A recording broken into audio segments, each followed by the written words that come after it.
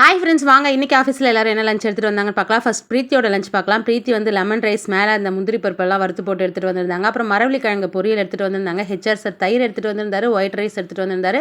மெதுவடை எடுத்துகிட்டு வந்திருந்தாரு. அப்புறம் மீன் வறுத்து எடுத்துகிட்டு வந்திருந்தாரு. நான் மார்னிங் சொன்ன மாதிரி ஒயிட் ரைஸ் மட்டன் குழம்பு எடுத்துகிட்டு போயிருந்தேன். அதில் முட்டை போட்டிருந்தது.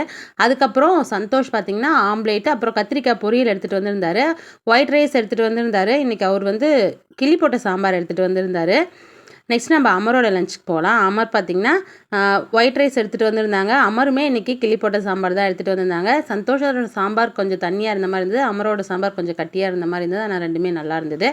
தென் வாழைக்காய் வறுத்து எடுத்துகிட்டு வந்திருந்தாங்க சைட் டிஷ்க்கு. அப்புறம் நிறைய பேர் ரிப்பீட்டடாக இந்த கொஷின் கேட்குறீங்க, எந்த ஊருன்ட்டு. நாங்கள் வந்து பாண்டிச்சேரியிலேருந்து தான் வீடியோ போஸ்ட் பண்ணிகிட்ருக்கோம்.